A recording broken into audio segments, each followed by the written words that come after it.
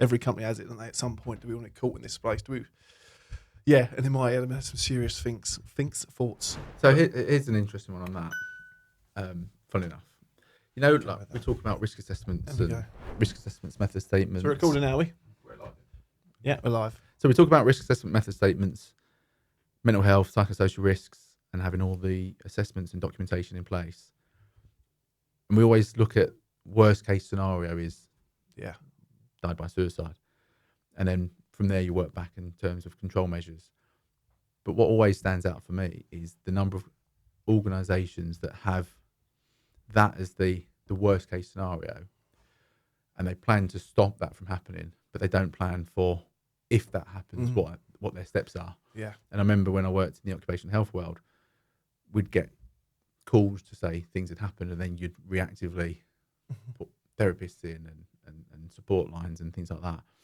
But yet knowing that that is a possible outcome in our industry, how many organisations actually have a plan to say, if this happens, there's a off the shelf solution of we then do this once it's instigated. You have a business continuity plan, you have IT security. Yeah.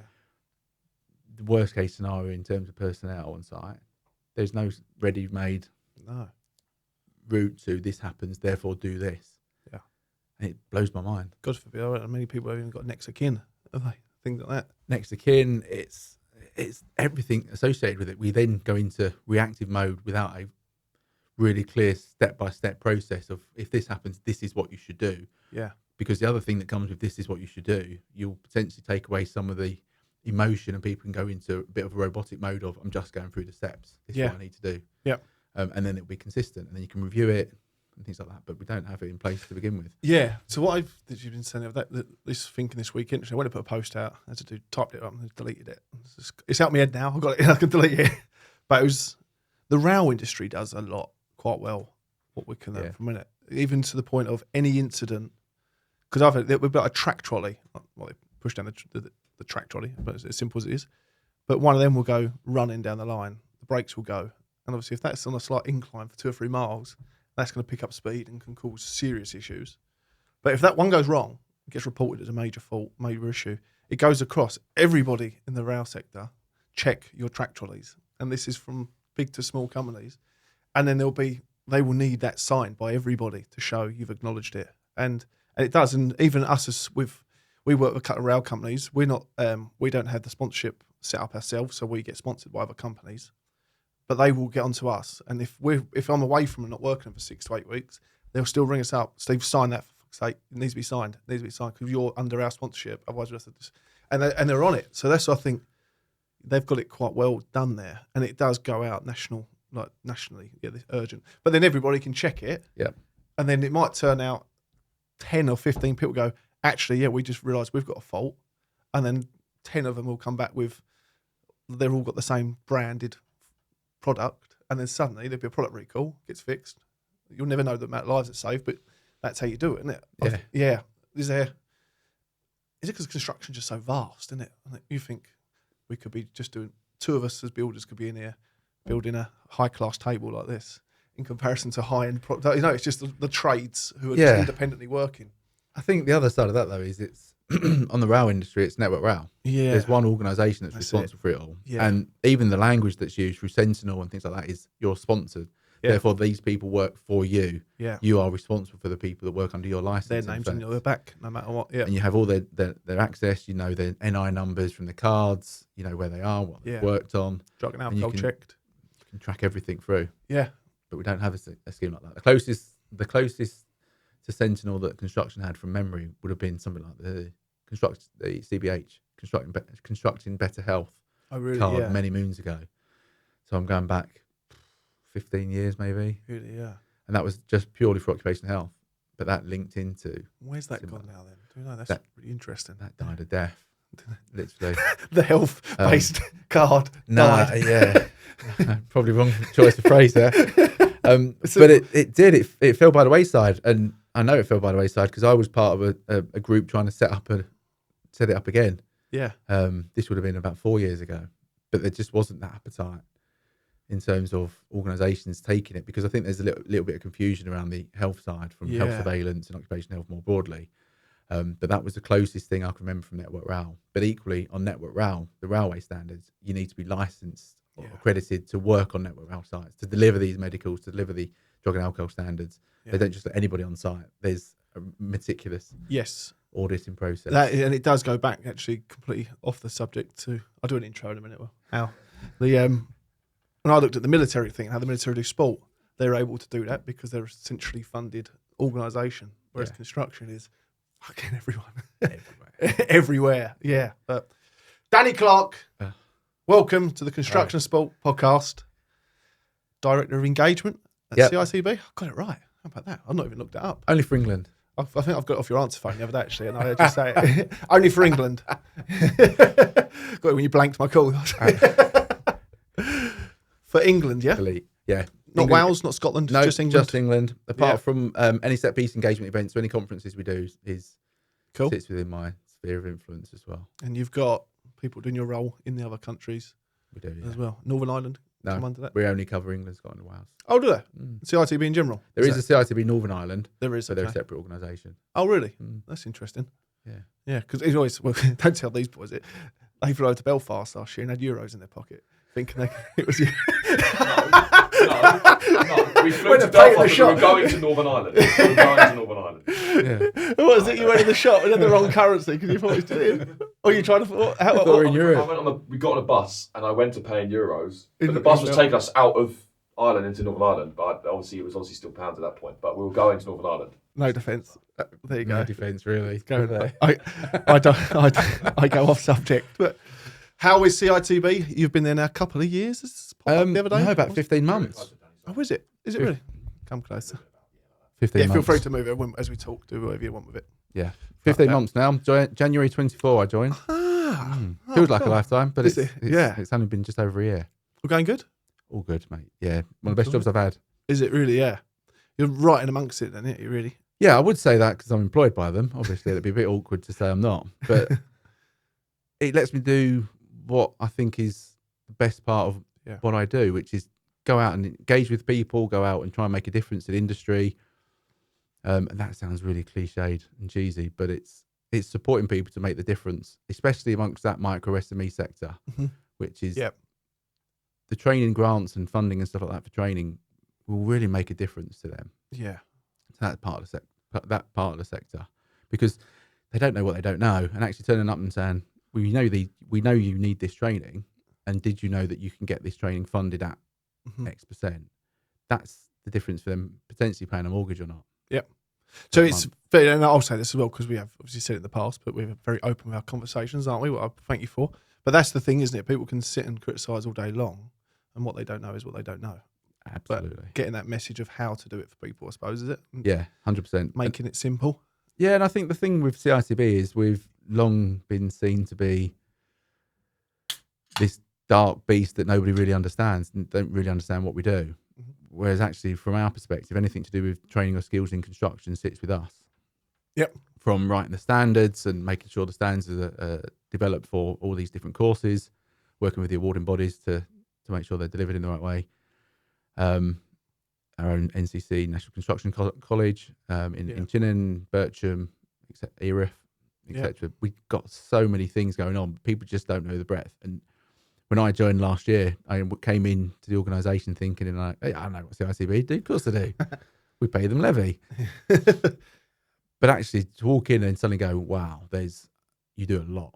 Yeah. And I don't think necessarily people understand exactly what they do. People have this old theory of, well, I pay a levy, therefore I need to get my levy back out. And there's a lot more that goes on behind the scenes in standard setting and stuff like that people just don't see. Yep. And what they've not seen is that transition more recently into clearer routes for sectors and segments within the sector to gain access to skills that they may not necessarily have had before. So that's where we got our employer networks. It's where we have our skills and training grants, our industry impact funds, and things like that, trying to work with industry to enable the industry to get the skills and training that they need. Yep. As opposed to... So there's there's people out there flying the flag for you guys, isn't there? Yeah. So each region has got specific people to contact. Yeah. So in England, we have 7 regions. Yep. All led by a senior customer engagement manager. We have local customer engagement managers who deal with all the local authorities. So as we go towards these new mayoral combined authorities, we'll have people there that will work with those and sort out local skills. We have new entrant support teams who are those working with organisations on apprenticeships and retention of apprenticeships. And then we have our strategic engagement managers who are working with like the prisons, prison service, with ex-service leavers. I was going to say that the military side. Military, we do a lot with the military. We do a lot with ex-offenders. We do a lot with NEETs, which is not in employment, education or training. So we're trying to showcase the construction as an opportunity for those types of people as well. Yeah. And I think part of it as well is we also have the Go Construct platform, which is aimed at attraction. Yes, my little boy and my little girl were drinking at the Go Construct flasks the weekend that I had off your stall from Super Trail last year. Oh, nice. Yeah, the colourful ones. Yeah, we're doing quite a lot on Go Construct. We've got a new web platform coming up. It's quite cool branding, isn't it? I quite like it. Yeah, I need to look into it a little bit. So what is Go Construct then? Talk to me. Educate me. Wow. What is it? It's train me, should we say? It's designed to help people understand the attraction of coming into construction. So we have quizzes, we have resources, and they tend to have ambassadors go into schools to try and showcase the industry as an industry of choice. And I think there's this big thing that we're trying to get to at the moment, which is to make the industry an industry of first choice as opposed to last resort. Because it seems to be that people are generally pointing towards construction as a last resort, I guess is probably the polite way to put it, or for certain demographics of individuals, shall we say. Yeah. And they generally get told, well, have you considered construction? It's that or the military for you. You're either cannon fodder or going on to work on the site. Preaching to the choir. There's literally those two things. Yeah. It's literally that. Yeah. And actually what we want to see is that actually people come into the industry because it's their choice and that's what they wanted to do. And actually that will help retain people as well, which is one of the biggest challenges we have. And actually, if you can get to the stage where people understand the 186 roles that we have in the industry, there is realistically a role for everybody. Yeah. And that will start to change some of the culture on site, which I know we'll probably talk about.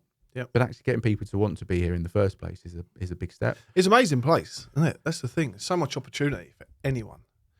It's the best industry in the world. It's got to be, isn't it?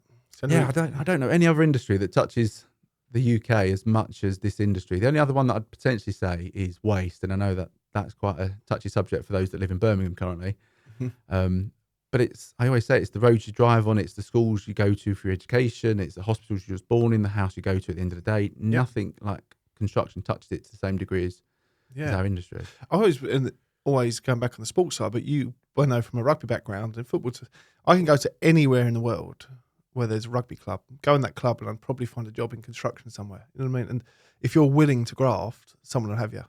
You don't have to go in there and prove, I know you've got a degree in this or a degree in that. If you're willing to go in there and graft, then someone's got a job for you. Isn't they? Yeah, and 100%. I think it proves it with obviously what London's like, but people who go travelling and all that, they end up doing a week or two with a random construction company just to get a little bit of cash.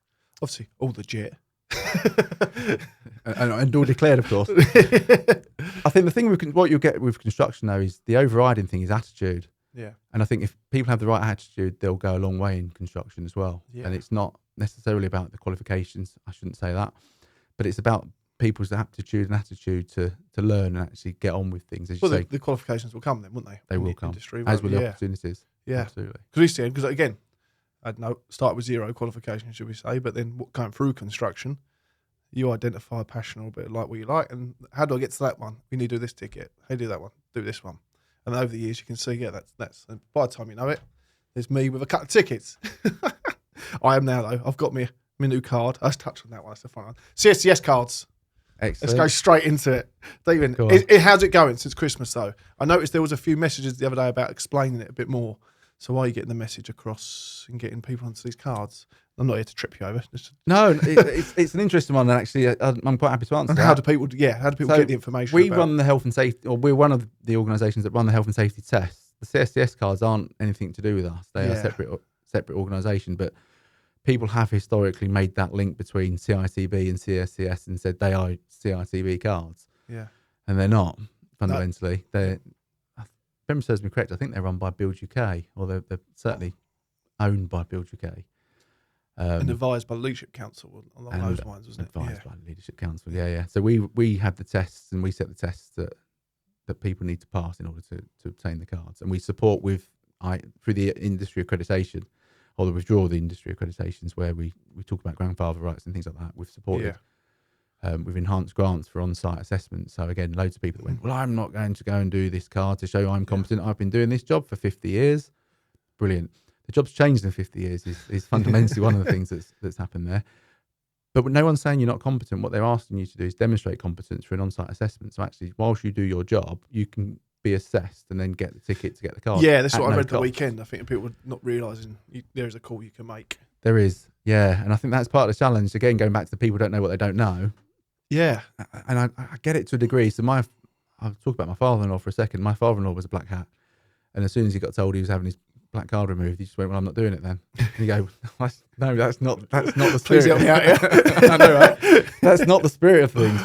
We just I think the industry, after Grenfell in particular, needed to demonstrate competence. And actually, how do we go through this process of maintaining competence? And what is competence? Which is always an industry-defined definition of competence, because what one person sees as competent isn't what somebody else sees as competent, which is part of the challenge, which is where the competency frameworks comes in. And there are a series of frameworks that are coming through CLC super sectors over the next couple of years to define what a competent person is in specific roles. But coming back to the CSCS card, it's people just went, well, I just won't do it because I'm not having you tell me I'm not competent. Well, it's not us telling you you're not competent. We're just asking you to demonstrate it. Yeah. Or we're not. The industry is asking you to demonstrate it. And we are facilitating through grants the ability to have on-site assessments to show that you're competent and that the job you've done for 50 years, you are still competent to do. Yep. And we've tried to do as much as we can to support through that, which has made a big difference, and quite a number of people are. There'll always be stubborn people that go, just fundamentally, no, I just won't work on sites that ask for a CSCS card. You're not only stabbing yourself in the back. They'll just go and work domestic. Yeah. That's the challenge. But we can only do so much, and we try to remove as many barriers to people doing that as possible. And for whatever reason, but there's still a handful that won't do it. I think going back to that, and we talked about off camera, but it just shows that this industry is so hard with there's so many lines of communication, isn't there? We're getting the message from like yourselves or some of the organisations to the people on the ground and getting that. It's so, like you say, we just need this one big company come in and oversee it all like Network Rail do in their sector, isn't it? But it's just freaking tricky. It's really tricky. And I think part of that communication challenge is knowing where people are and what ticks the box. Because I think the thing for us is, and one of the things that we're looking at the moment is the routes to the industry, routes to the people that maybe don't necessarily always or have always engaged with us. Yep. So either through trusted partners. So there I'm thinking they speak to HR companies, they speak to health and safety companies, their bookkeepers, for instance, just to make them more aware of what we do and how we can support them. But it's also that thing of just breaking down the barriers. Are they going to be on site at 9 o'clock in the morning? Probably. Therefore, why don't we try and contact them earlier in the morning? Are they going to be coming off site later on? In which case, let's speak to them later on in the afternoon or weekends, because I know from past roles that I've had, sometimes people do paperwork on a Sunday. Yep. And actually trying to make it so that we can access people and people can access the support they need at a time that suits them, using language that suits them as well. Because the other thing from a past life was neurodiversity. And the way that people receive information is different. Yeah. We need to make sure that we are sharing information in various different formats with the intention of making sure all people have got the same message, just received in different ways, for them to understand what it is that we're trying to do. Because I think that's going to make a big difference as well. And when you get into literacy rates, and I can't remember what the last literacy rate was, 11, 12, I think it was the last time I read it. That means that we can't just rely on these technical academic journals to get people to understand a message. Sometimes we need to simplify the language we use and simplify the delivery method so that people understand what it is we're trying to say. And I think what I'd say on that is, and it's an example I've given loads in terms of some of the work we do internally, so forgive me for this, but we're talking about competence. I mentioned competency frameworks and the way that we talk about competency. And I remember I had a ceiling painted in my house, and this guy turned up to paint the house. And what he didn't know about painting wasn't worth knowing. He knew how long he could go and have a quick smoke, go and make a brew. While a fag and a half in that, measured in time. He knew everything from when he could have a break, when to go to the van, and all the different parts of it was timeless. He was a machine. And I made the jokey comment to him to say, "You've really embarrassed me, because that would normally take me most of the day to do this. And I'd drag it out as long as I could. And now I won't get away with it." And he made the comment about the laptops. And he went, I can't use computers. Yeah. I don't use computers, don't have an email address. Here's my job sheet. And he brought me this A4 piece of paper that was his job sheet. And I went, wow. And he went, and at the end of the day, I phoned in and said, this is what I've done. Mm-hmm. And I went, that's amazing. Because the natural assumption is with digitalisation, everybody can use technology. Everyone has an email address. Everyone can use a phone, an app. And he went, no, not for me. Cash. Everything's cash. Yep. And he's got people to do his online banking and things like that. Yeah. And it made me realise that there is a way to go with digitalisation. And actually, in the grand scheme of things, if you was to now go and look for a painter and decorator, would you look for a key qualification of someone that can use technology, someone that can use a laptop, or someone who can paint the ceiling? Yeah. And it's that thing of, well, we can't always rely on this message of everyone knows how to use an email, because that's not true. Because actually what you really want is the person that can paint the ceiling to be able to paint the ceiling. Yep. Yeah, for sure. And that blows my mind that there is still this assumption that people receive information the same way. We all know how to use social media. We all have email addresses. We all do this. No, that's not the case. There's still people that want hard print copies of newsletters and magazines and things like that. But yet, I think they're almost coming back as well, aren't they? A little bit, in a way. Yeah, they're very, very retro, aren't they? Yeah, it is literally that, isn't it? But my father-in-law, gets Machine Mart. What's a magazine about metal cutting machines? Yeah. And every time since me and my wife first got together 18 years it is now, I think, I look in that magazine every time I go around there because I subscribe to it. I have no interest in that magazine. And there's nothing in there that appeals to me, but it's there, so I pick it up and flick through it. Yeah. It's just like, and I'm like, what? But it just shows there's so it's psychologically where I'm like, I want to look at that. And I think people, in a way, it is a little bit of getting away from a screen, because we've looked at it, speaking to a few people about a kind of a magazine of what we're doing each monthly or annually or quarterly, to show what we're up to. Because I'm like, to physically have it, stick on the table. Yeah, I think it's like you say, it's literally retro, isn't it? It is. And vinyls. I look at the way I read books. So I listen to audiobooks. I very rarely read a Kindle. Yeah. Most of the time I'll have a hard copy. Yeah. Because there's something about the feel of paper. Yeah. And the way Smell that of it, information is, the ink all over your hands.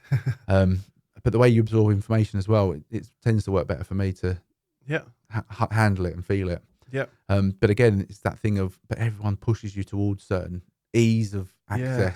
You can access it any time. I don't want it. I know we do a bit by email, but Katie, who works with us, pretty much runs my email. And I always say to people, the amount of people trying to go Steve at constructionsport.com, like, it doesn't exist. Why? I'm like, I don't want it.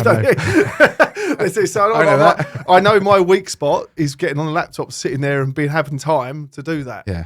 So I just say, instead of just showing my weakness and not replying, I'll just not have an email address.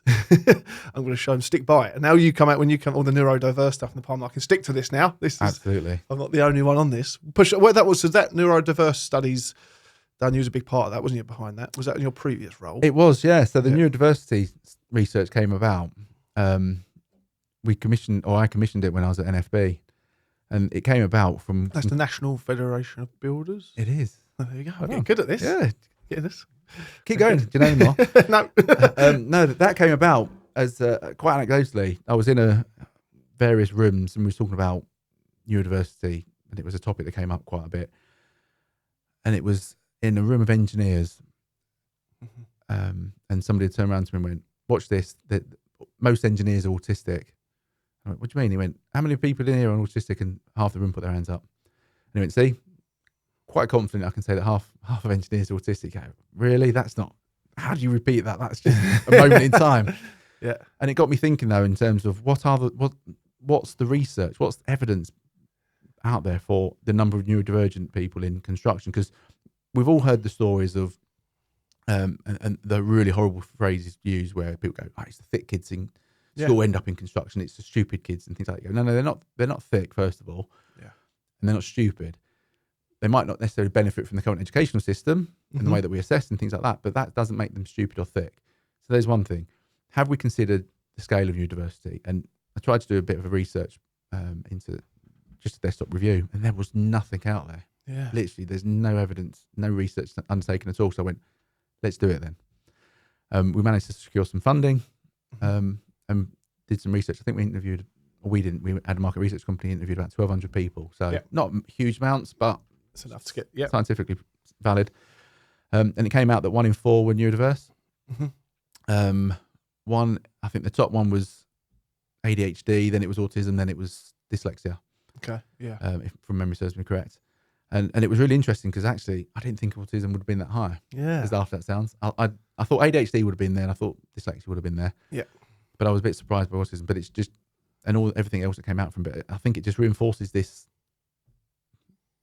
unconscious bias that we have towards things. So even knowing a little bit, you go and go, yeah, obviously it's going to be this, and it isn't. Yeah. But actually, what that then showed us was that so many people, when they've shared it, got support, which was a huge thing. It was like, that's amazing. So actually, if they share it in an organisation, they get support, which is really valid, really relevant to everything that we talk about in terms of feeling psychological safety. So if you share it, people will help you. Yeah. Brilliant. Unfortunately, though, there was still this stigma taboo of, yeah, but I don't want to tell anybody because they would then look down on me. It would affect my career choices. I was never asked during recruitment, interview, inductions, or anything like that. So I don't want to put a head above the parapet. But if I'm able to open up in a conversation, then I'll share it. But I don't want to lead and go, by the way, I need this. Yeah. Because it marks me out as different, which isn't always the best thing. So it kind of resonated and went, do you know what? There's a big piece of work here in terms of acceptance, social acceptance, and changing that taboo cycle. So we went on from the research to look at what next. And thankfully, CITB, my current employers, were doing the Industry Impact Fund at the time. And so we decided, do you know what? Let's pursue this. So we've identified some research. We know it's needed. Yep. And we went on and secured some funding, developed with Genius Within, with Interclass, who was the company that led from a Levy perspective, a training program that covered workers, covered managers, and also recruitment, because that was a big focus for us. And I think so far they're aiming to have about 2,000 plus people go through this training. So it's currently available through the Sustainability School, and it's bite-sized chunks to help people understand neurodiversity generally, but also specific conditions and how people can help each other. But the recruitment side was a big one, because when I was there and I was talking to loads of our members, the overriding thing was, if you needed to recruit somebody, you'd either know someone who knew somebody who knew someone and get them in that way. Yep. It'd be a family member. Yeah. Yeah. But if you ever said, can I see your job description? They'll go, I'll find it. I will use this one for the last 20 years. Yeah. Well, let's go through it. How many of those bullet points that you've said are critical in this role, how many of those actually are critical? Yeah. They go, no, none of them. You go, well, why have you got it then? Yeah. Just take it, simplify it, make it attractive. Why don't you change how you interview? Why don't you change how you go through the job applications? Yeah. These ATS systems that people have become familiar with from a recruitment perspective, they're filtering out people with spelling and stuff like that, because you kind of go, we don't want people that can't spell in our company. Yeah, well, actually, it might not be their fault that they can't spell. It might be the way that the computer screen's set up and stuff like that. So actually, we tried to get people to rethink how they've recruited and inducted people, and done like job trials and stuff like that. So actually get them to do the job. And then after a week, 2, 3 weeks, you can then see, actually, they can do the job. Yeah, but they would never have passed your application process. Yeah. But you've got a really good employee who, because you've adapted how you've recruited them. And so how many missed opportunities you got by, you want someone who's really good on the ground. Yeah, and it That. goes back to my point though, doesn't it? It's that point of, do you want to hire someone who can do the job or someone who knows how to operate a computer? Yeah, 100%. Yeah. So, I've only ever got one job through my CV in construction in the 18 years I've been doing it. And that was for Buckingham's, actually, of all people. And you see how that went? They've gone. Because of your CV. Yeah, that was the only one, I think, where that was the only time I got a job without having kind of knowing someone, really. Yeah. There's always just someone else give you a heads up. And it'd always be, and we get now, even on our groundwork side, right, all we ask for is, can you turn up in the morning and can you graft? Yep, you got the job. And that's one of the best industries in the world, isn't it? And it's literally why you can get a start anywhere. And then I always remember Brian Habana said it once, speaking. He said, if you've lost all you need is hope. And that was like the big thing. And I always think that. I said, no matter where you are, if you can't find a job, just hope you get one. You'll get one. It will turn up. Just be keen. Attitude. Attitude's everything. Yeah. That's it. Are you seeing the culture piece then? So it's a big the culture passion of yours, isn't it? The culture is a big part of my interest, to be fair. So the neurodiversity is a big part of it. Mental health, obviously, working in mental health sector for a number of years. So I've previously worked in occupational health. Yep. Previously been a behavioural safety specialist on the railways, funnily enough. And it was always that thing of, why do people do that? Yeah. How do we get people to do what we need them to do for the right reasons, and actually removing as many barriers as we can to get them to do what we need them to do? So I was never good on machinery, never good on guarding or anything like that. and I'm quite happy to admit that. I'm competent, but it was never my interest. But why did that person go out their way to do that? Was always that thing of, I don't get it. Yeah. But the culture piece is that big part of why do people leave a job? Most of the time it's because of a manager or leadership or the team that they're working within. And if you can make the environment a nice place to be, and I say nice, obviously loosely, but if you can create that space where people are comfortable to be themselves without hiding or anything like that, and asking when they need something, then they thrive. And if they thrive on an individual level, the team thrives. Yep. Therefore, the organisation thrives and everyone benefits. Yeah. But that's not really, even though there's so much evidence out there about that, that's not where everybody is. Yeah. There's so many organisations that treat everybody the same because they go, the Equality Act says we have to treat everybody the same. Yeah, but in doing that, nobody's the same. Yeah. In which case you cater for nobody. Yeah. We've seen a lot, it's come up twice today alone actually on that. And we see a lot speaking to companies about how you can work in your culture and in a way what they can do in their industry or their company to do better.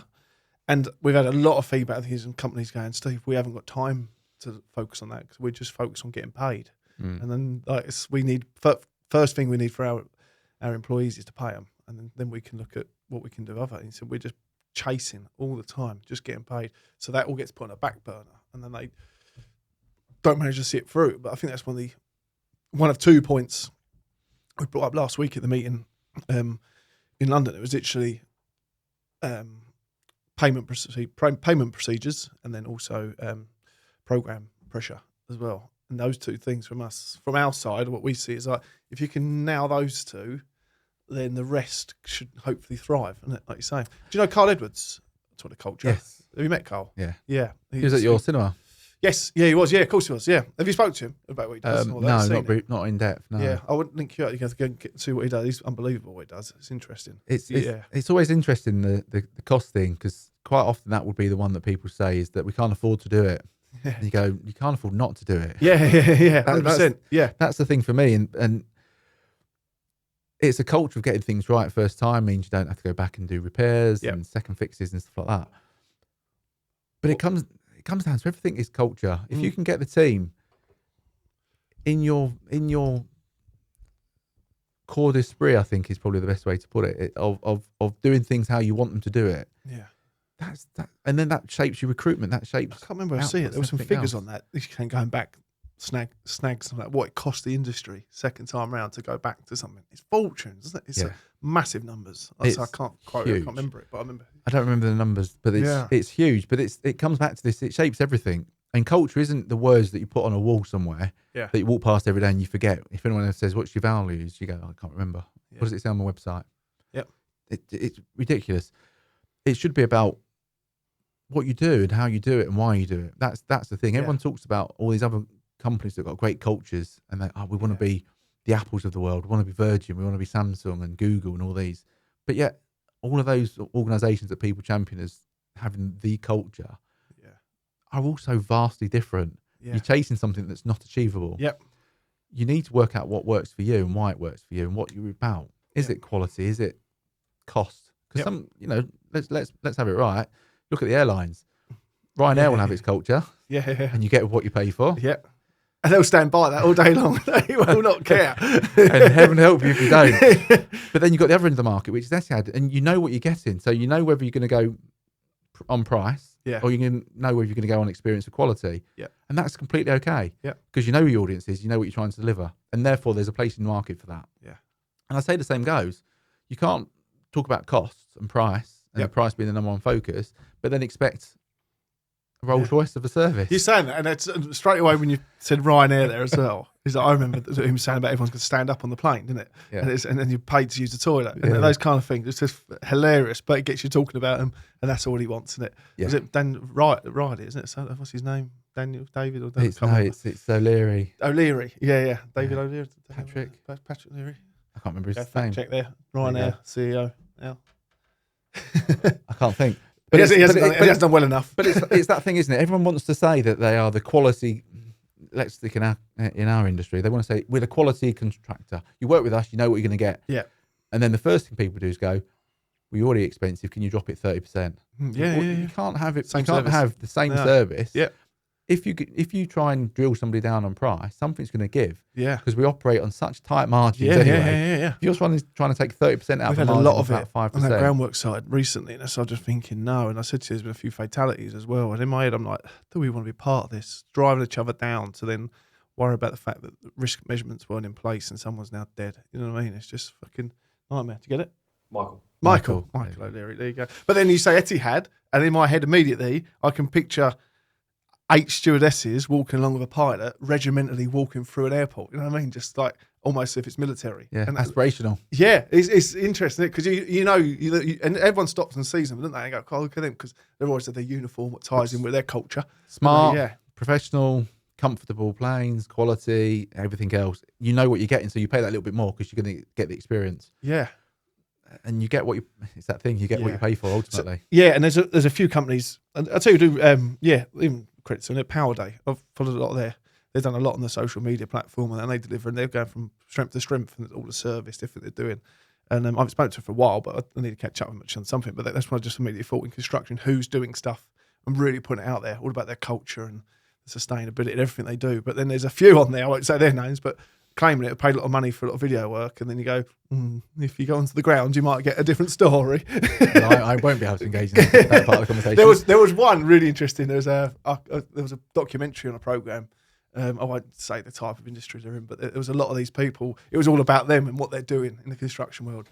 And then I actually caught up with a couple of drivers on site, and straight away went, what a load of rubbish. No. You've seen what they've been doing to me the last week. And that's when I think it flaws itself, doesn't it? Yeah. So they're investing all the money into making themselves look good, but not actually investing it into the people.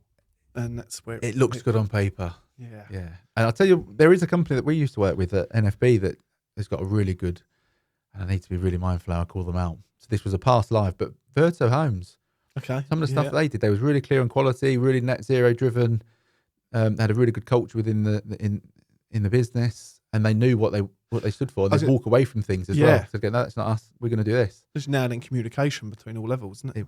It was really good. Yeah. So it's fair enough, I suppose, if you're not you're not one of the top end ones, but it doesn't mean you can't be a middle way and still be proud about what you're about, and you're just open to that, isn't it? Yeah, and I think that thing of you then attract your tribe. You attract people that buy into what you're trying to deliver. Yeah. And they get it.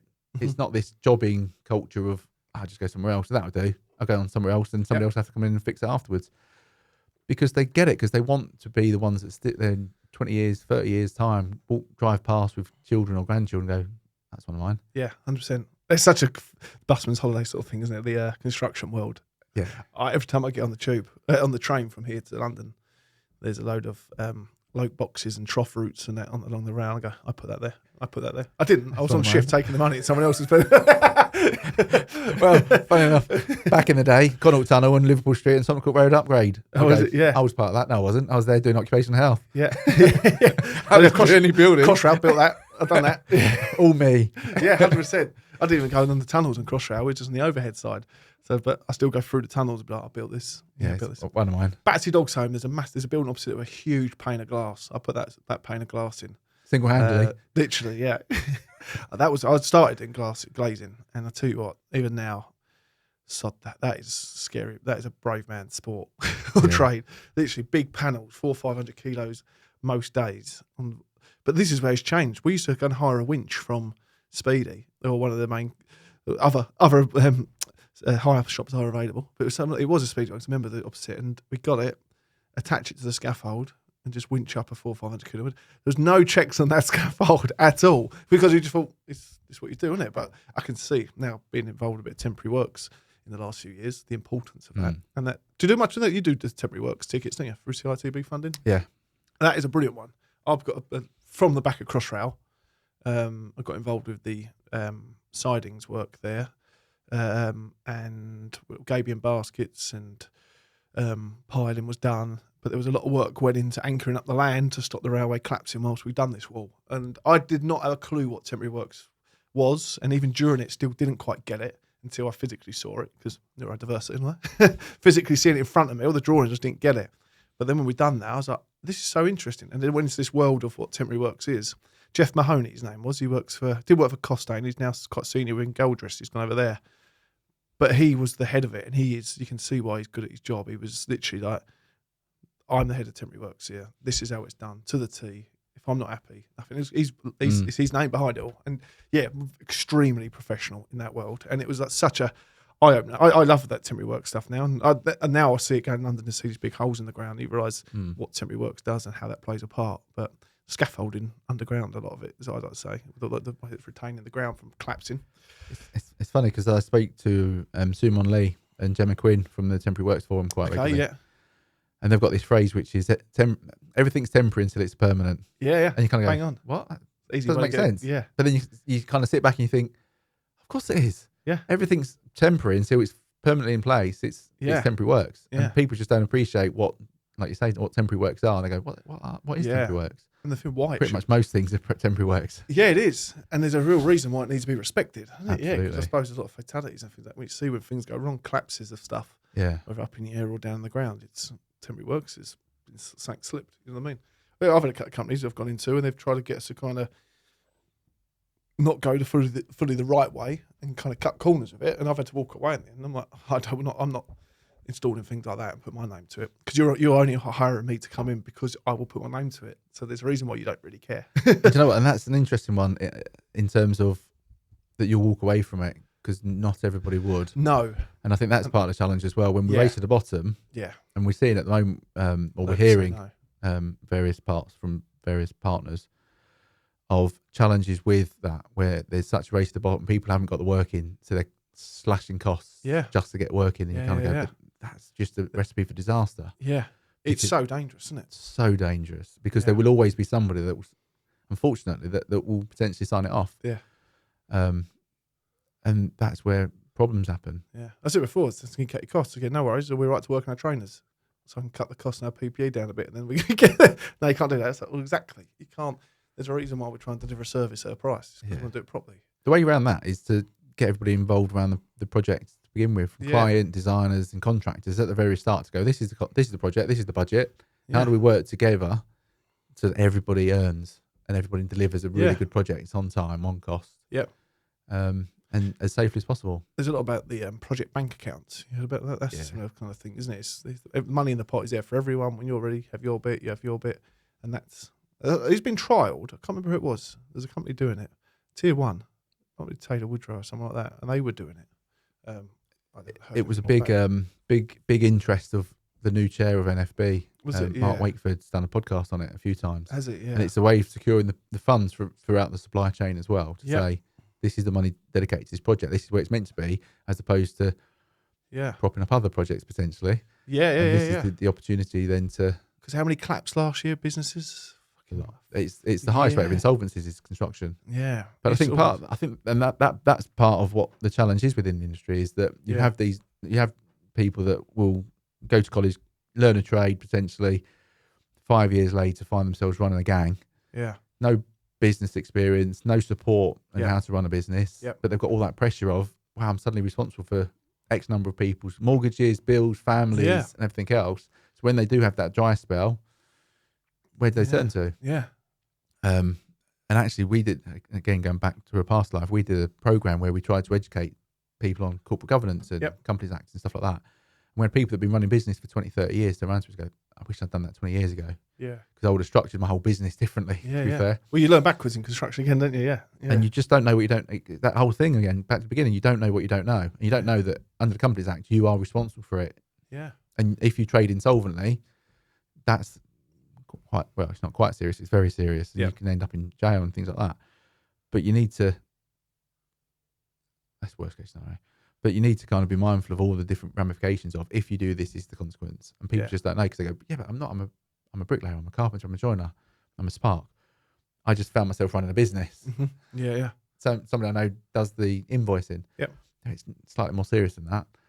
Not to put people off becoming a business owner, but it does take a little bit more knowledge. But even on the charity side, what we're doing, we're working with a company at the moment, a consultancy company, supporting us. It's been funded by Aspen Insurance. It's been amazing for us.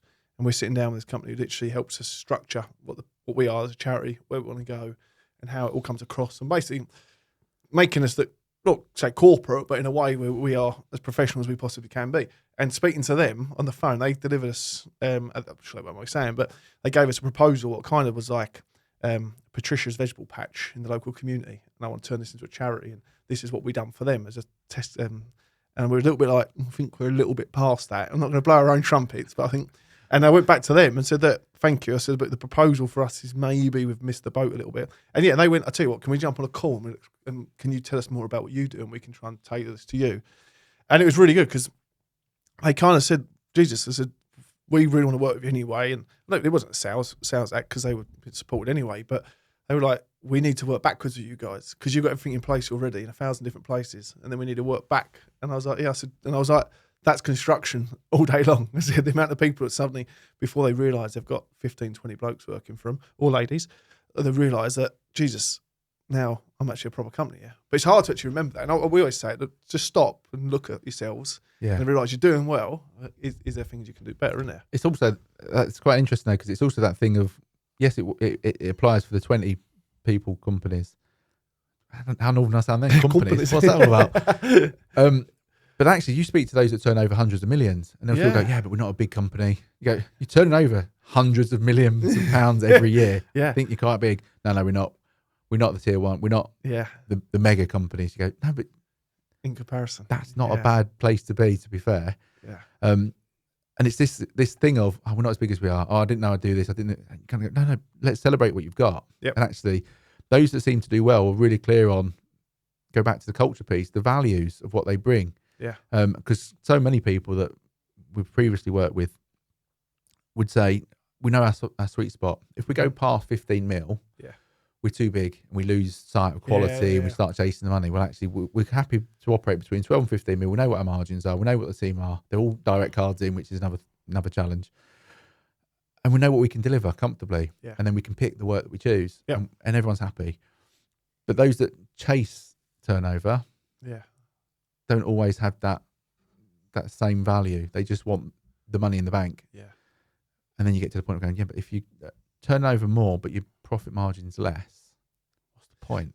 Yeah, and I it's only very simple. I don't know why I didn't click sooner, but I spoke to a main tier one last year, just shortly after ISG went. I think the week after actually, and they said, let's just say we're working on a 2% margin on this job, a 3% margin on this job, but we're currently run behind. We've got a couple other jobs. He said, so if we end up 9% down on this one, we've just written off another few companies. So this company goes, this job's been written off, then another 2 jobs we've written off. So, and I just thought about it in terms of all the time and effort and the resource going into this job and the people who are putting all this effort in, that times the 3 jobs, and you're going to walk away saying those jobs didn't make any money. I was like, again, I get that, but as a business, it's like, what kind of business model is that, isn't it? It's scary. But that's what they are, aren't they, I suppose, at the top. And I guess it's that thing of, it's so fragile. If you go to set up a business, so when you set up your charity, if you knew that you was going to make 2 or 3%, you wouldn't do it, would you? Yeah, you just wouldn't do it. Yeah, but I think that's where efficiencies and productivity comes in, because actually, there is a bit of wastage. Yep. And actually, reducing the wastage to turn the dial on that percentage marks would make a big difference to a lot of companies. Yeah. And that's again going back to what I said earlier on about that.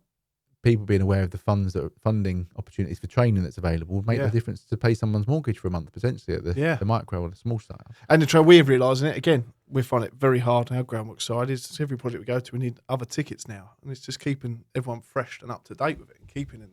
You get a job and be there for 6 months, you get complacent because then you forget that the next job they might need one of the tickets you just let lapse, and then suddenly like shit. So you got to.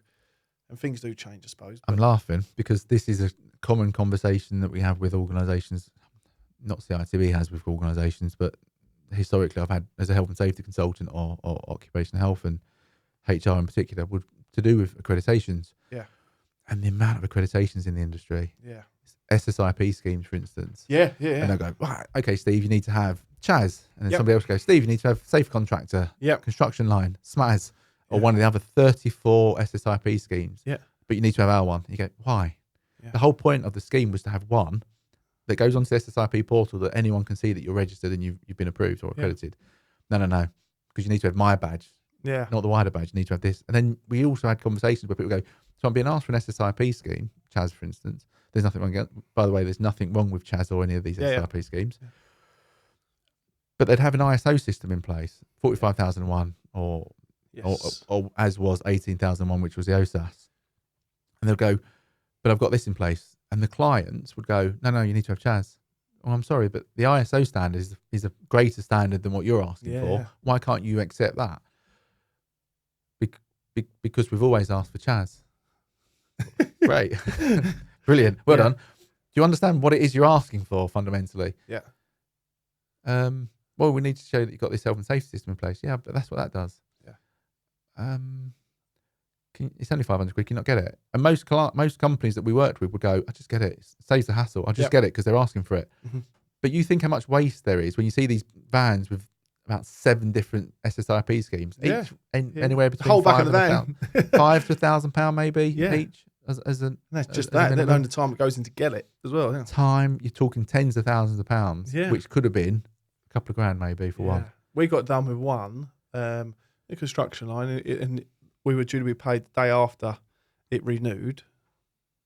It might have been us. We didn't renew it. We didn't know it was the first year we'd ever done it. It didn't automatically renew, so we didn't get paid because the company said, you fall outside of their accreditation, PQQs, whatever it is. So we didn't get paid. So then it took us another 6 weeks to get paid by a job that we'd done 2 or 3 months prior to that as well. Just like, how, why? But sorry, we can't pay you because you're not in line with what the accreditation show. I'm like, yeah, but we were when we delivered the job. It was all done. But it was 6-7 weeks later. And you think, you're buggers, you're killing us. Obviously, from CITB perspective, I have no views on SSIP schemes or anything like that, other than they're positive and they demonstrate competence and they help with making sure that the workforce has training records in place. It's purely from a past life, of course. Yeah. But it just blows my mind the amount of conversations I'd have with people go, it's just one of these things where you're ticking a box. It doesn't actually add value to your business. Because the other side that we'd always get into conversations. You end up just mirroring all the same stuff anyway. Yeah. Well, the challenge, the one that I'd always remember, again, going back to my health and safety consultant days, was you'd go into companies and you'd have an open and frank conversation. You go, is this how you do this? They go, no. Yeah. That's for the audit. Yeah. How we do it is this. You go, why do you operate 2 systems? Mm-hmm. Set your system up so that it's how you do it today. Yeah. So they can come in at any time because that's how you do it. Yeah. But you don't. You have an audit system and then you have actually how you do it in practice. So therefore, when the audit system comes in, you need to have the most technical person on site to answer their questions because they can talk through the blag. Yep. Just do it properly. Yeah. Set the system up to run your business. Yep. And then it doesn't matter when they come in because you're set up to run that way. Yeah. And there is so much, again, inefficiency because you're doing it to pass an audit, not to run your business. Yeah, for sure. Which just blows my mind. Interesting world. Women in construction.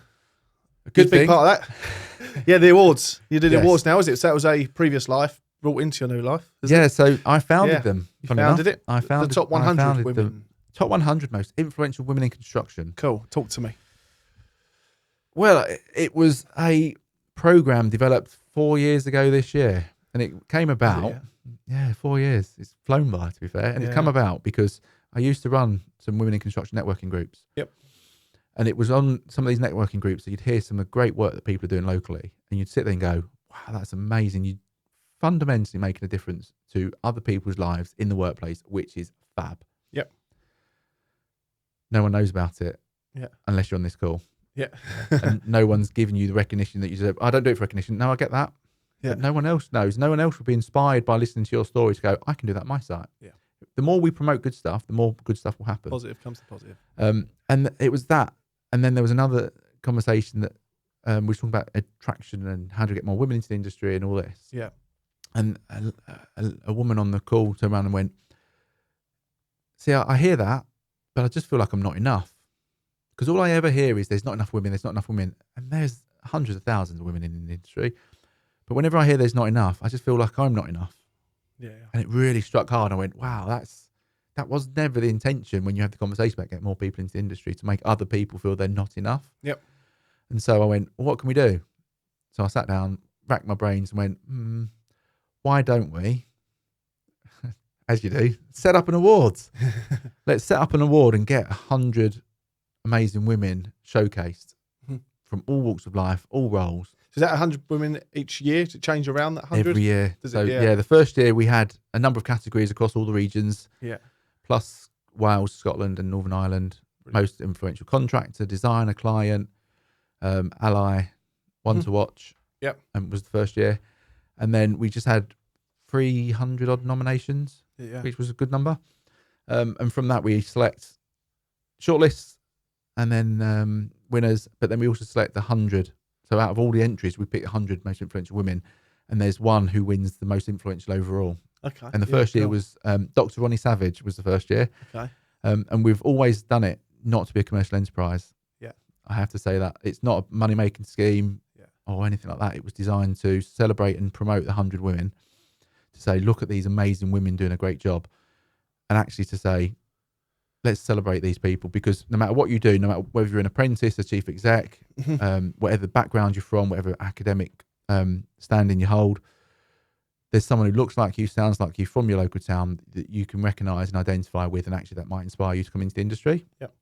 From that first year, we then decided to run a series of legacy events, which was a series of workshops with social media and how to speak publicly and imposter syndrome and things like that. All fully funded, all for free, to say it's not about awards. The awards are great. It's really good to celebrate, but it's not about the awards. It's about the legacy and actually making change in the industry. And what we tried to do with the awards was similar to the legacy workshops. We said that if you are shortlisted for the categories, you come for free. We're not selling you a ticket. You get free. And that doesn't happen across most awards. I found that one out. Yeah, it's very expensive. You're nominated, Steve, 400 quid a ticket. And if you pay 500, you can win it. Yeah. And I said, I can't afford that ticket. Guess what? I didn't win. No surprise. But so we decided to give it complimentary tickets because we wanted people to be in the room. Perfect. And actually, for micros or apprentices, it's a lot of money potentially. So we're like, no, you come for free. Yeah. Like, really? Yeah, come for free. We want you to be in the room because we want you to get that recognition, that vibe.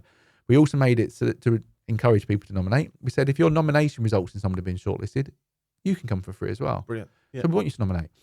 And we had 100 in the first year. Between the first year and the second year, we changed the categories a little bit. So the first year we called it an unsung hero. And then that unsung hero thing stuck with me a little bit. And I went, it doesn't really sound right. So the second year we called it local hero. Perfect. Which sits better. And we also introduced a new category for women on the tools. Because again, one of those things that we kept hearing was there's only 1% on the tools. Yeah. And so I thought, well, let's see how many people are nominated. And actually, if it's the bottom of the category, then it resonates. But if it's not, it's quite an interesting thing. And I think every year the women on the tools category has been third or fourth in terms of most popular nominations. Oh, really? Yeah. Decent. Yeah. Really positive. And it's that thing of it's transparent, it's for the industry, it's by the industry, which everyone says it is, but there is no biases insofar as, let's have it right. We had people that will potentially ask the sponsor and go, if I sponsor, does my person win? No, you missed the point. That's not what this is about. We have a set of judges do the first round of nominations where they go and shortlist. The second round of judging is a completely separate panel of judges who will then pick the shortlist to the winners, but also the 100 overall and the most influential overall. So you kind of go, well, you don't know who you're going to judge. It's randomly selected. You're not sat in a room with people, so you can't interfere with their selection and judging. We have a really clear scoring criteria of 1, 4, 7, 10. You are judging on your own over a 2-week period, so there's none of this rush around to do it. You can do it any time over 2 weeks, but you don't know what other people have scored it. So you're judging based on your preference. We do send briefings out to the judges to say it isn't about what you know about the person, because that's not fair. It's about what's written on the nomination form, because there's certain people when I judge and you go, I know that person, they're brilliant. Pardon my French, but their nominations are rubbish. This does not do you justice. And it's not fair that I don't know the other person. They could have been just as equally worthy. Therefore, you've got to go on what's on the nomination form, not what you know about the person. That's really hard sometimes, especially when you're friends with people and they go, I didn't win. You go, your nomination was a bit rubbish, actually. You needed to have included this, this, and this. Oh, right, okay. You've got to sell it to the judges, haven't you? You've got to sell it. And that's the other thing. So that's the other thing that we do with these awards is because of the whole neurodiversity piece and the fear of, but I can't spell, my English isn't great, and things like that. We don't only use a written nomination. So if you struggle to write, or if English isn't your first language, or you're just not good in getting the words onto paper from your brain, we say do a video nomination. So just record yourself. Or if you don't want to do that, if you don't like yourself on camera, do an audio nomination. So just speak into whichever works for you. And then we'll take that, and that'll be your nomination. And it's proven to be really popular. And this is the 4th year this year. 4th year. Which is really nice. Good stuff. I'm coming along. You are. I am. Absolutely. Nice segue. Yes. And we are the charity of the year. You are. All right. Thank you very much. Listen. Hugely appreciated. I know Claire's playing a good part in it this year as well, isn't she? So Claire's hosting it this year. Yeah. This is what So- I'm really interested in. Yeah, we have to be mindful of hosting it. And one of the things that really resonated this year was the first 2 years was NFB. Last year we took the awards program with me to CITB. Founder perks.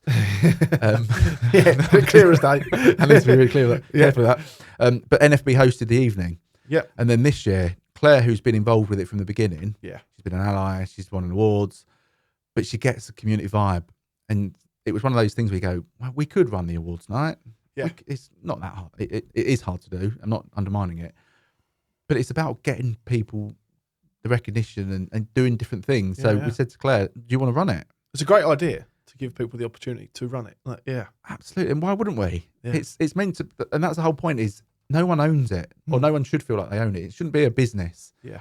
Unlike some.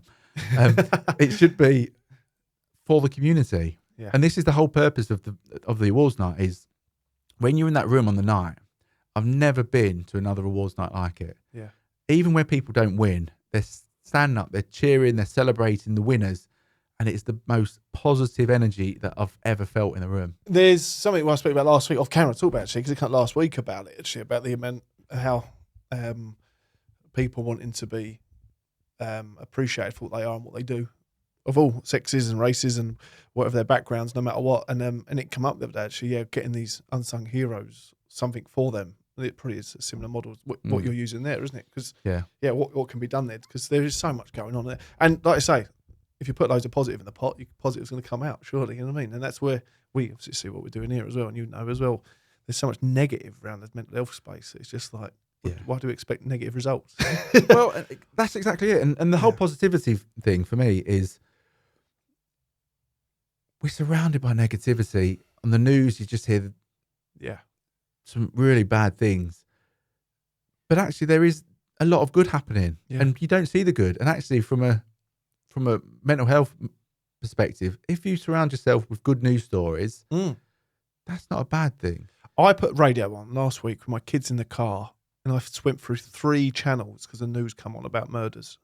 And I was like, I don't want my kids listening to that. And I was trying to drive. I wasn't distracted by the radio, but I was, because I didn't want my kids hearing this stuff. And I was like, and there were 3 different different things about 3 different murders. And I was like, and they were like national radio stations. I was like, it's hard for me to avoid this negative, poisonous chat. And I get it. If I might sometimes click a podcast in the morning as soon as I wake up, and if it comes on something graphic and a bit deep and a bit mentally disturbing, I'll have a shit day. And it's as clear as it is. And I've now put that 2 and 2 together. It's like, I've noticed this now, and I've really flagged it up in the morning, get that podcast off quick, like to put something else on a bit upbeat, and today's going to be a good day. Yeah. You know what? And it's true. And funnily enough for me, I like to just switch off, and I really struggle. My brain's 1,000 miles an hour.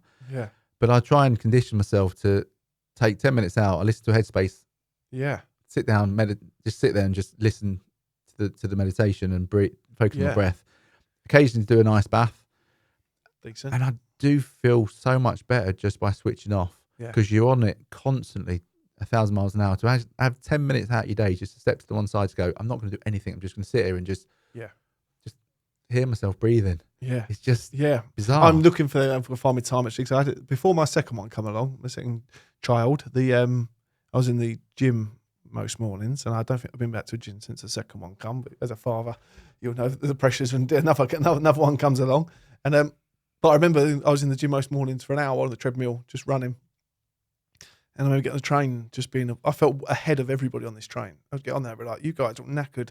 Look at you all going to a dead-end job that none of you are happy with. Like me stereotyping people on the train. I was like, look at you're all so negative, and look, shit, I'm here like buzzing to get to London because I'm meeting. I'm heading towards lunchtime already. I mean, I'm buzzing I've been up a few hours, but that buzz, and I've been out a bit running in the last week actually, and I just thought I need to get really back into this because things are moving quick. Times are changing. Absolutely. Got to keep on the heartbeat. But what's going on in the world at the moment, Dan? We've got the CITB, the training going on. The awards coming up in the summer. Any big events in the summer for yourself? Yeah, mate, loads. So we've got Super Trail, which will be us again this year in August. We'll be with you alongside somewhere. I'm only there on the first day. Second day, I'm flying out on my family holiday, so I'll only be there on the first day. Is the race on the first day? The main event on the first day? There are heats on the first day. We're running. Is it like that? We're running the training and skills stage. Brilliant. Oh, we're supporting the training. And skills Great stage. event, isn't it? Really good. Yeah, no, I'm really looking forward to that because what we said last year, and again, it's that continuous improvement thing of. I think if you remember last year, I turned up in a suit. Yes. Yeah. Yes, I did, because I spoke to you outside, didn't Wow. I? You looking at me, you went, oh, down here. Well, I turned up, and I think because I was doing a session, a talk on CITB, funny enough. I thought you'd wear your suit today, to be I honest. thought I'd wear a suit, and I stood there and went, clearly I got the dress code wrong, and I won't be doing that again. That's why I'm in the polo Did you shirt. get hammered by anyone? I think I got hammered by myself more than anything. But yeah, there's a few people. But I tried to take in situations like that. I take the piss out of myself really because I should have known. Yeah. When you see people walking around in vests and shorts, you kind of go, yeah, I'm really clearly overdressed here. Even taking a tie off doesn't take away the fact that I'm overdressed. But it's cool that you see it. It was a really, really, really cool event. And what we spoke to the guys to do is to help with the training and skills stage. We're going to run some masterclasses. Yep. So brick masterclasses with NHBC, with ABC. Yeah. And we're going to do, so actually people that go in can do 90-minute masterclasses, do a bit of CPD while they're there, and move on from there. And you go like, that's brilliant. That's exactly what it should be. We should be supporting the industry. But for us as well, it's the chance to engage with people that maybe are a little bit standoffish from us. Go, no, just come and speak to us. And there's a few things that we're going to do around that this year, which is around, come and speak to us, even if you want to do it anonymously. So we're going to do some campaigns around, just speak to us. If you've got any questions, if you've ever wanted to ask us a question, but you don't want to kind of go, I'm Steve from Construction Sport, that's fine. Let's answer that question because that's the first step to you feeling comfortable to engage with us, because that's what we want you to do. We want you to see the opportunities of how we can support you. It's always good to get that first person ask a question. Always. It opens the room up, doesn't it? Always. As long as it's professional. Yeah. That's the challenge. Well, I've always done it. And I'm like, I've been known to ask a question once or twice, but I always notice it. I can feel this in the air, this negativity of thinking, shit, I don't want to say anything. And I'll just stick a question out there, even if it's like not even that much. So I know as soon as I do it, everyone else, the room Do you know what it is, changes. mate? And I say this to my girls all the time, is the worst you'll get to a question is an answer. Yeah. You might not like the answer, but you'll get an answer. Yeah. And nobody in their right mind would ever go out of their way to give you a rubbish answer. Yeah. And if you are, then you're a bit of a pillock. Yeah. If you've ever wanted to ask the question, ask the question. There is no such thing as a daft question. There's daft answers, but not a daft question. And why people don't feel comfortable asking questions. Yeah. And I get the whole neuro piece. I get it. But you should feel comfortable to ask any questions, because what's the worst that you get is somebody to go, here's the answer to that question, Steve. Yeah. Thanks. Yeah. That's Simple what I as. mean. Can you remember the first time we met? UK Construction Week? No. Was it not? No, I don't think it was. If it's not UK Construction Week, it would have been on the tools. No. It was when Mr. Caulfield and that event. Oh, yes, that it was. was. Yes, it was NFB's Skills and Training Conference. Yeah. It would have been Chelsea Harbour. It was. It was, Yeah, yes. yeah. Michael Caulfield, yes. Oh, Yeah. that's really embarrassing, isn't it? Yeah. What a guy he was, by the way. Yeah, well, that's what it come up online the week before. And yeah, naively, I didn't know the FB. I had no interaction in the past and was just this little troll going around LinkedIn, as some people may say, openly, constructively. And it come up that he was going to be there, and also the rugby league. Sean Wayne. Yeah, and I was like, superb. I was like, that's a bit of me all over. I want to go and listen to this. And then, I got the train over. So I organised that. Well, you presented it on the day, didn't you? So I did. So I asked a question because I remember it was, and I'll be honest, it was about getting some of the women's in construction as well and helping pushing that button. I was a bit like, and I just missed a point. I was like, we need to get people in construction. Let's fix the men. And I was a bit of, my back was up as ever. And I was like, can we fix what's here? And I did it. And fair play to straight after you come beeline for me and went, let's chat. What a lovely guy he is, by the way. He's cool, isn't he? Yeah. Both of them, Caulfield and Wayne, isn't it? Yeah. So that some of the stories. That conference was designed with that construction theme. Because you had an event for the members in the evening, didn't you? Yeah, we had the awards in the evening. Oh, okay, gotcha. Yeah. So this would have been 21. Yeah, I suppose it probably was. Yeah, it would have been. I think it was. 21. Yeah, Must have been. Would have been before COVID. Is that technically? I suppose it probably. I might be coming out the other side. 21. Anyway, I can't remember what it was. But the whole idea was that Sean Wayne was the England Rugby League coach. Yeah. And he was talking about the World Cup, and his daughter was there talking about his journey as a family. Yes. And being clear. So the message that I took from him was, be honest with people. Yeah. Because he said about when he got sold to Leeds, and he went, but if they told me during the season that I wasn't performing, I would have done my best to perform, and if I still wasn't performing at the level, I would have gone quite happily. Yeah. But they didn't. They sold me and told me I wasn't performing, and I had no chance to stay with the club I loved. Yeah. Which you kind of go, how many times does that happen, by the way? That you're in a business generally, and they'll go, that person's not performing. And you go, first of all, do they know they're not performing? Well, it's clear. Yeah. No, it might be clear to you. Is it clear to them? Yeah. Have you had the conversation? And that's when you get into the whole clean feedback piece of, I've seen this means this is the consequence of that. Yeah. Just tell them. Yep. And then it was Michael Caulfield, who was Brentford's. Yeah. And they'd just beaten Chelsea, if memory serves me correct. He kept mentioning about the win at the weekend and his dog. He'd done a bit of the cricket team as well, didn't he? He'd worked with the cricket team, the Irish cricket team, Southgate, Middlesbrough. Yes. Quite a few, and he'd had the bench. Yeah. He was brilliant. And I loved that, because that was the kind of like that kind of person in that world to bring him into construction, be like, educate us about that mindset. Brilliant. Athletes / And do you know what it was for me? And this kind of ties in nicely with what you guys do, which is that thing where he said most of the time it's just, not that you only do this, by the way, but just walking around with somebody. Yeah. And giving them the space, knowing that you're listening. It's that thing of knowing that someone's listening, but they're hearing what you say. Yeah. It's so powerful because a lot of times people don't do that. Yeah. Even those that go, I'm the best listener in the world. No, you're not. You're not the best listener in the world 100% of the time. Yep. How many times we've been in a room and they'll go, are you okay?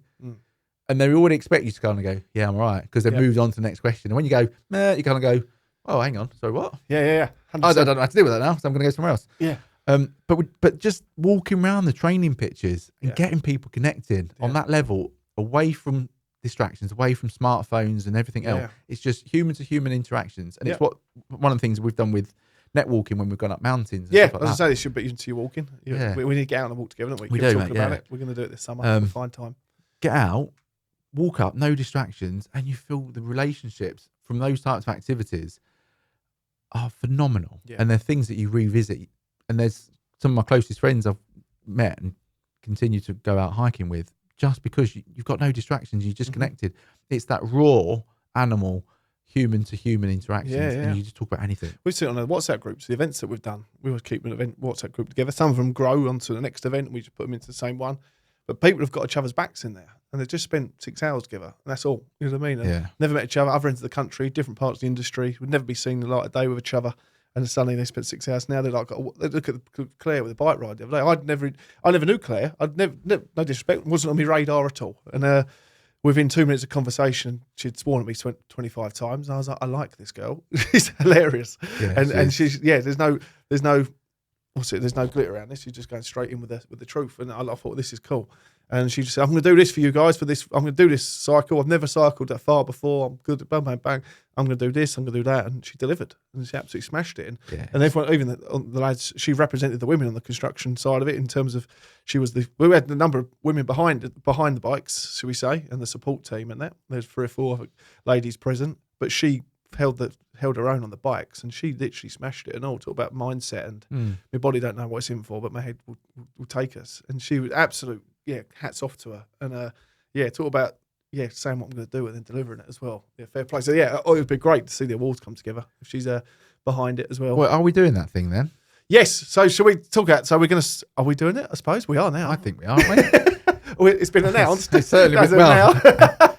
There's an exclusive. No, I think we are. We're going to cycle to the awards. We are. And we're going to do it from CITB HQ, are we? Yep. I think that sounds best. As it is now. I looked at the mileage. Is it 120 or 150? 142. 142, and it was in between. That's a 2-dayer. People were very keen for a 1-dayer. But yeah, she said it. So when she mentioned on the bike ride, said about being the charity of the year or whatever sort of thing for the awards, I was like, that's cool. Let's do something for it. Let's earn it. Let's go and show what it's about and be proactive with the approach. Yeah, so 100%. So why not come to Peterborough, CITB HQ there, and then exit from there. So I'll get that in place with her and get some marketing stuff put together, can't we? And get it out there of showing. And we'll share internally. Yeah. We'll get the 3 of us in a group and we can show what it's got to be like. I spoke to her last week about it, funnily enough. Amazing. Yeah. And we kind of go, what do we need to talk about? We don't really need to talk much outside of going, yes, let's do it, really. So I'll get we can sort out the logistics with the guys who helped us.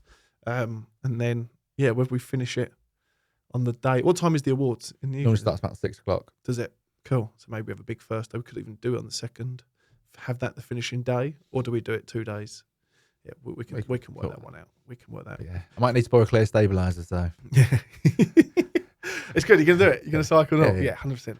I think I did notice a couple of hills on the way though. Yeah, there's a few. There's a few. As long as you don't do Winnick's Pass, Is it okay? avoid that because Avoid that's quite a tough hill. Yeah, we'll get, stunning views Is because it? it's near Yeah. Mamtor, Okay. but It's Manchester.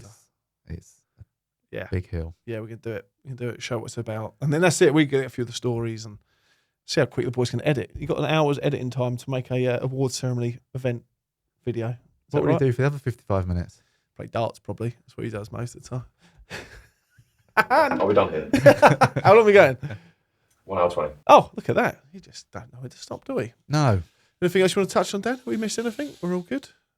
I think we covered off. You eat Garmin. What have you got? A known strap to that Garmin? No, strap broke. Yeah, I just noticed. I think it's that. the same one, I've got 6S. I've got the same with Phoenix, is it? Fenix Just 6S. noticed that your strap was 6X always Pro. there were additional straps you can get for it. Yeah, Yeah, one. there you go. That's the one. They're decent, aren't This they? is my third strap. Is it? Yeah, Wearing it out. just because I'm so rugged. So fucking just grafting all the time. As he said that, where am I going with this? Well, it's the scout leader in me. Oh, We're yeah, out- we're out cool. all the time. Yeah, all going good. All Scout good, mate. front. All Happy good. days. Busy. Is it? Yeah. Yeah, we got a load going to Candlestag this year. Cool. Yeah. In Where's July. that? Candlestag is Switzerland, Oh, amazing. and then we're starting to fundraise for Norway in 2027. Cool. Have you met Bear Grylls?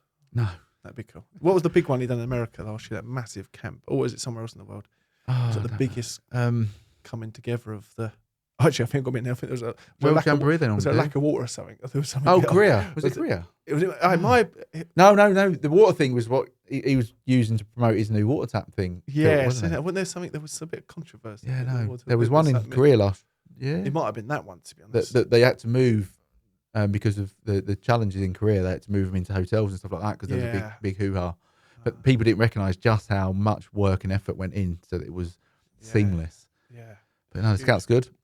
Oh, decent stuff. Yeah, all good. And back into I guess sector. the only other thing I'd probably cover off is the Neurodiversity Mental Health link. Yes. Yeah, 100%. Um, So the statistics are showing that as well, aren't they? Really, in terms of research has gone in. Yeah, there's research to do with neurodiversity. There's research to do with mental health. There's research predominantly in the States to do with rejection sensitivity disorder and stuff like that from neurodiversity. But there's not much that says the link of neurodiversity and mental health in construction is this, Yeah. which is quite interesting. And I've tried to pull together some research because one of the things with research is if you go out and go, I've done my own research to 1,000 people and I've gone out and approached the people that are going to validate my argument. It's probably not as robust as I'd like it to be. Yeah. So I've tried to engage with a previous professor at one of the college, at one of the unis I used to go to say, how can I make it so that it's valid?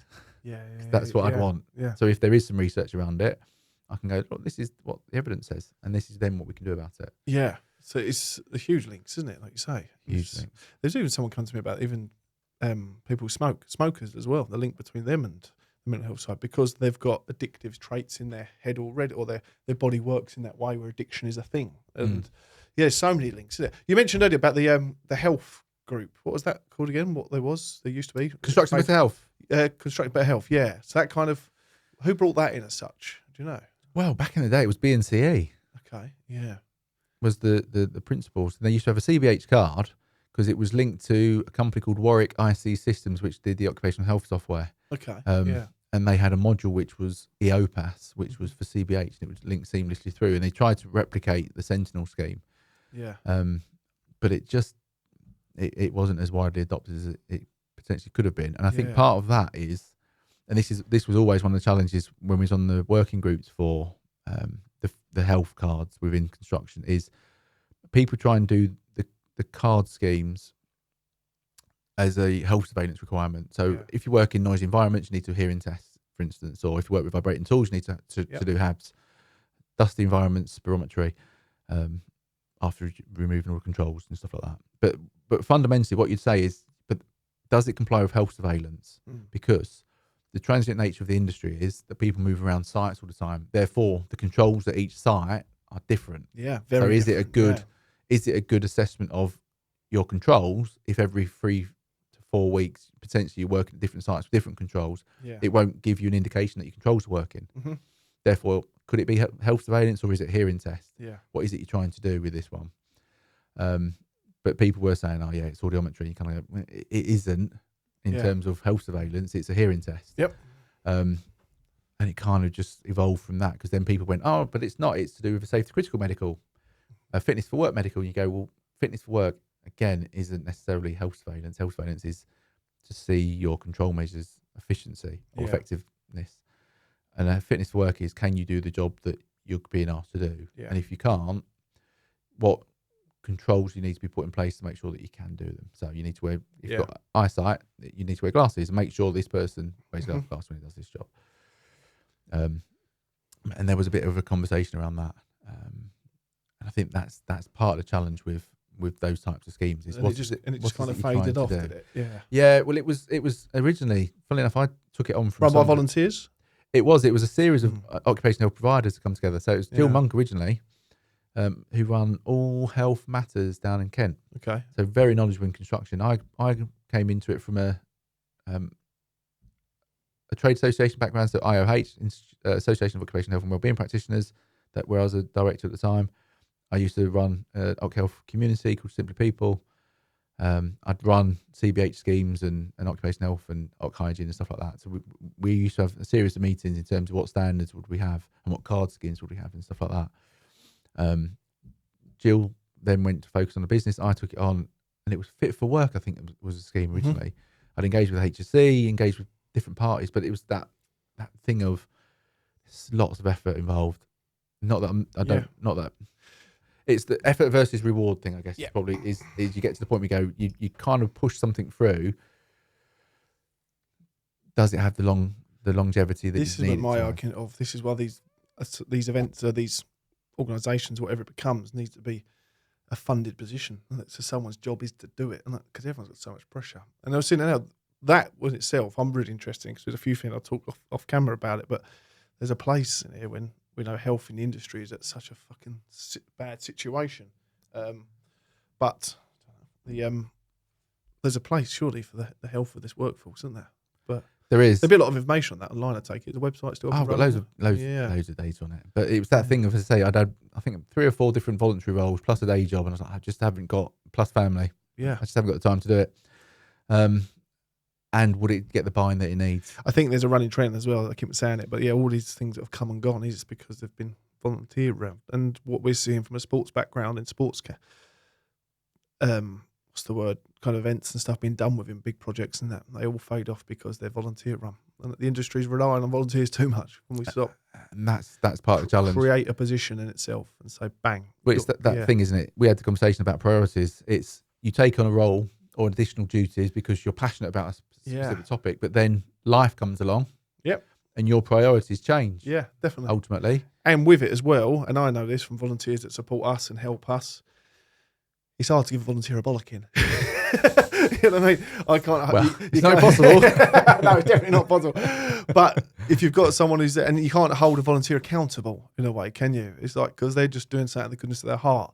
Whereas if you get someone in who's there and going, right, I'm going to take this on me. I'll be paid for it. That means I'm willing to be held accountable to deliver this job. And then suddenly you've got something a bit more concrete there, haven't you? So the Scouts have got a good model in terms of that. So Scouts are all volunteers. Okay. So from leaders to my level, which is group scout or lead group volunteer now. So I look after 7 sections, but I'm a volunteer.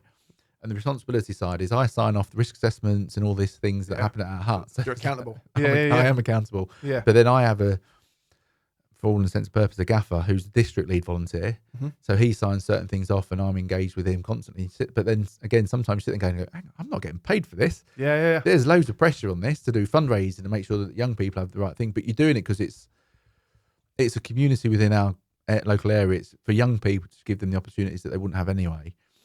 So it is possible. But even within, there's certain instances where you go, hang on, we don't necessarily want you as a volunteer because you don't. There's a big pool of youngsters there to go for in terms of push them into construction. There. Well, interestingly, I've had a conversation with somebody at the Scout HQ around construction because from 4 to 18, actually 25 if you do networks, there are loads of young people doing pioneering and getting outdoors and stuff like that. Hands-on. Love it. And we're seeing whether there's an opportunity there to see what else is possible. The biggest challenge for me is from our group's perspective, is sometimes when you speak to the parents and you go, so what they think about next steps? Would you consider construction? No. No. It's changing that, isn't it? Changing that. I want them to be a doctor. I want them to be a teacher. I want them That's to why be we need this, some that, and the other. brilliant podcasts to come out showing how good it all is. And Well, good luck with that. do you know anyone? Do you know any? Yeah, and getting that message across, it paint this industry Absolutely. looking good. Because I say, I've got 2 young children, and the industry's not looking like the best place for them to be at the moment with the statistics, obviously. So we've got a number of years to right them wrong. So when they're 16, we can come in and smash some stuff up with diggers. Culture. Culture. Danny Clarke, pleasure, pal. Good long podcast. I like it. Thank you very much. Easy Steve conversation. Kerslake, thank you very much. Let's Thank use you the full very name. much. And tomorrow, we'll be there tomorrow, UK Construction Week. This will go out after that, but we're on the culture. We had a Change great Hub. time. Yeah, we had a great time. Honestly, I smashed it. The feedback was incredible. He turned up. The opportunity, yeah, we'll be. And the opportunities that come, unbelievable, second to none. A huge thank you for all your support, love and help over the last few years. And Always a pleasure. Sorry, I forgot where we met. yeah, see, so How rude. embarrassing. That's why I didn't turn up to your first one. How dare you? No, huge thank you for Dan. And like I say, thanks for coming along to cinema. You saw what it's all about, and you're there at the end of the phone call after your answer phone. So I appreciate that. Danny Clarke, Engagement Director. Pleasure, pal. Thank you. Top Good man. to see you. Cheers, Dan.